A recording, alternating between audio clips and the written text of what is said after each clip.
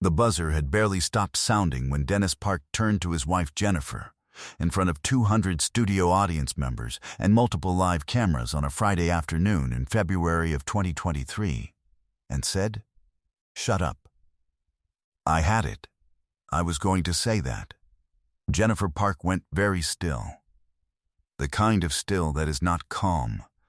The kind that is a person deciding, very quickly, what they are going to do. Steve Harvey had already stopped moving.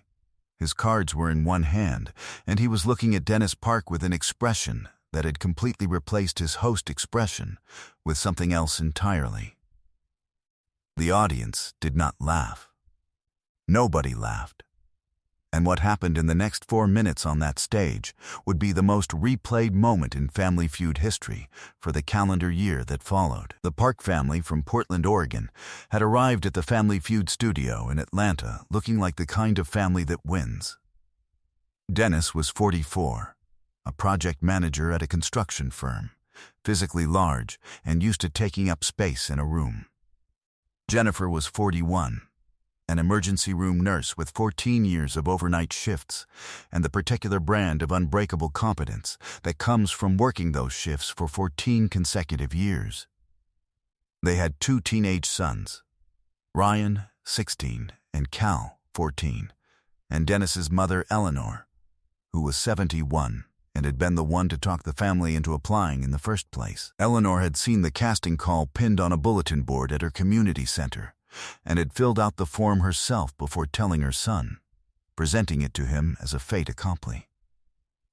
Dennis had said he didn't have time. Eleanor had said, "Dennis, your wife has not done something just for fun in 3 years." That was how they got here, and nobody in that studio knew what was happening inside Jennifer Park's marriage before the cameras started rolling.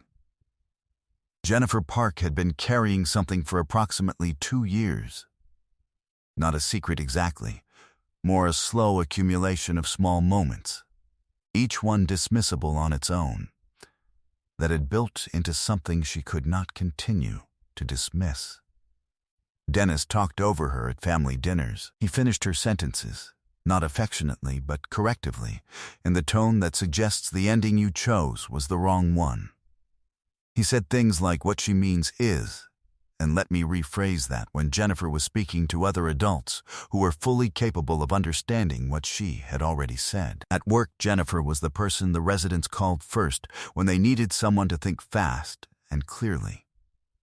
She was known in the ER for exactly the qualities her husband seemed most impatient with at home: her certainty, her speed, her clarity.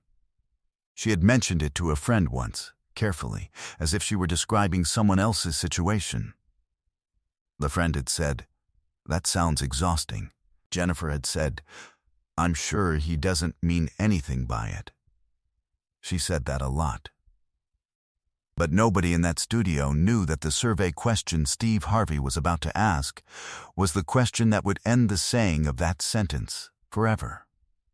The question was, name something you're better at than your spouse. Jennifer had buzzed in first. She had an answer ready. She had said staying calm under pressure, and the answer had hit the board for 32 points.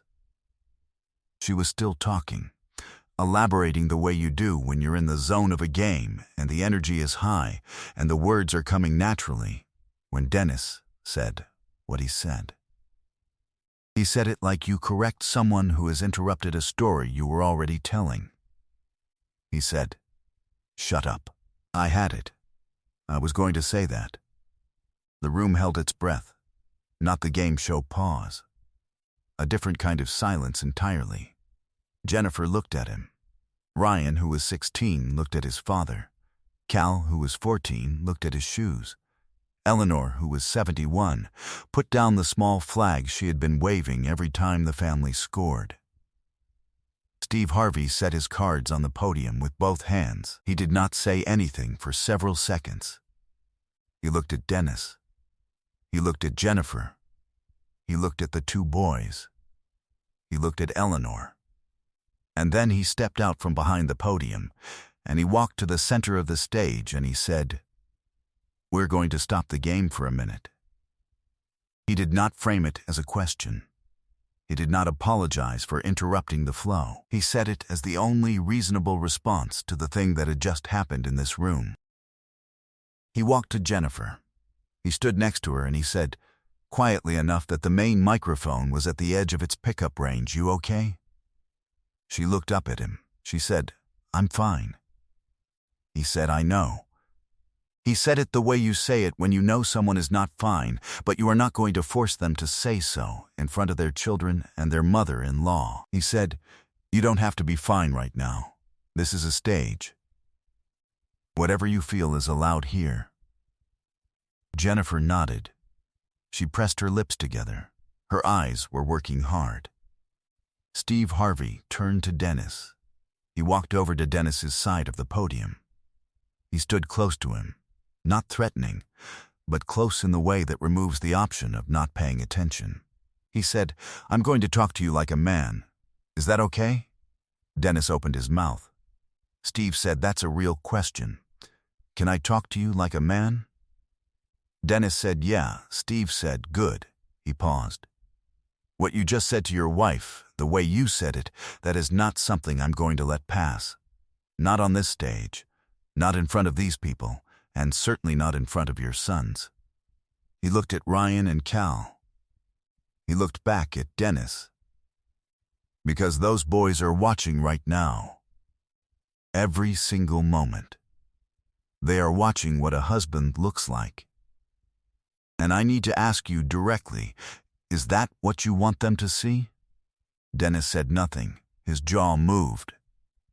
Steve said, "Let me tell you something. I have been that man, not proud of it. But I have been that man who thought being louder or faster or the one with the final word made me the strongest person in the room. I was wrong.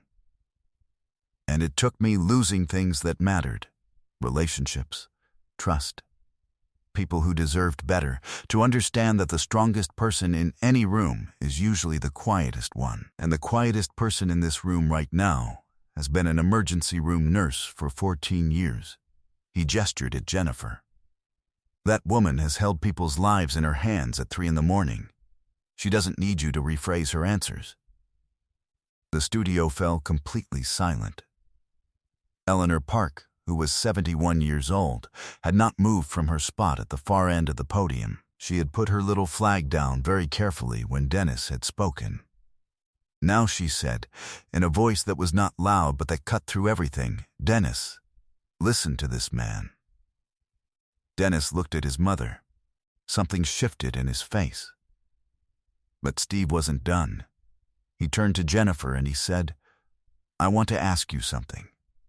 In front of everyone here."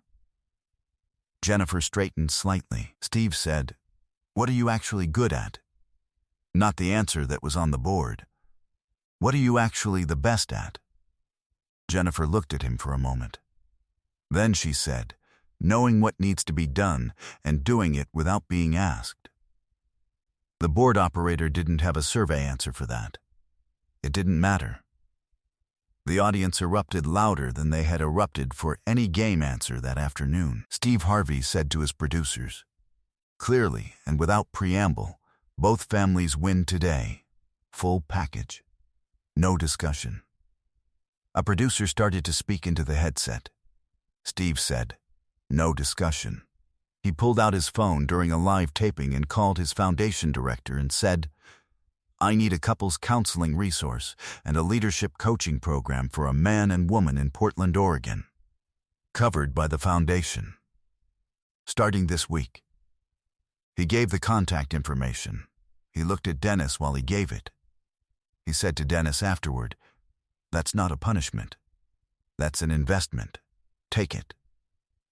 He turned to Ryan and Cal. He walked over to them specifically. He said, "I need you two to remember today. Not because something went wrong, because something went right. You saw your grandmother stand up. You saw your mother stand her ground. You saw your father get corrected by someone who cared enough to do it. That's what a real family does with a hard moment. Ryan, who was 16, was looking at Steve with an expression that was not quite crying but was something adjacent to it. Cal, who was 14, said, "Is our family going to be okay?" Steve looked at him. He said, "That depends on every person in your family deciding to do the work. And from what I've seen today, I think you've got the people who can do it." When the episode aired 6 weeks later, the clip of Steve walking toward Dennis was seen 225 million times in 72 hours. It trended under a hashtag that came from what Cal had said: "Is our family going to be okay?" Marriage counselors shared it with their clients. The hashtag ran for 9 consecutive days. Steve Harvey received so many messages that his team posted a formal response on his social media accounts, the full text of which was one sentence: "Jennifer Park is an emergency room nurse. She is allowed to finish her sentences." 3 months after the taping, the Park family had begun couples counseling through the program Steve's foundation had arranged. 6 months after the taping, Dennis Park had enrolled in a leadership accountability coaching program in Portland. He completed it. He wrote Jennifer a letter, not a text, a letter, that Jennifer has described in interviews only as the first time in years I felt like he was actually seeing me.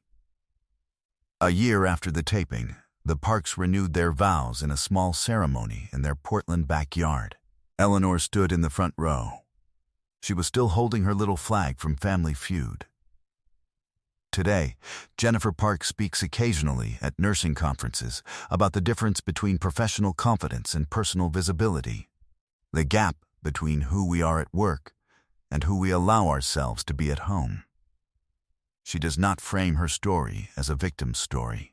She frames it as a story about a moment when someone stopped the game and said, "What is happening here is not acceptable, and we are going to address it right now." The Park Family Foundation, established in Eleanor's honor after Eleanor passed in September of 2024, supports women in healthcare who are navigating difficult personal circumstances. The foundation's tagline is taken directly from what Jennifer said on the stage: "Knowing what needs to be done and doing it without being asked." Steve Harvey has been asked about the Park taping in multiple interviews. He says, "I didn't do anything special. I did the thing any decent person should do when they see someone spoken to that way. I stopped. I named it, and I asked the man directly to look at what he was doing. That's all. Sometimes stopping is the most important thing a person with a microphone can do. Some days the biggest moment in a room is not the answer that hits the board. It is the moment someone puts down the buzzer and says, 'Wait. This needs to be addressed before anything else happens here.'" Jennifer Park did not ask anyone to defend her on that stage. She said she was fine. She straightened slightly. She answered the real question in a voice that didn't waver. The room heard her, and the man who said stop made sure of it. If this story moved you, if you've ever watched someone quietly hold their dignity in a moment that tried to take it, subscribe to this channel and hit the thumbs up button. Share this video with someone who needs to see what it looks like when a person with a platform uses it to protect someone who wasn't asking to be protected. Have you ever had someone stand up for you in a moment you were trying to handle alone? Tell us your story in the comments. Ring the notification bell for more moments that remind you that the way we speak to each other in front of our children is the legacy we actually leave.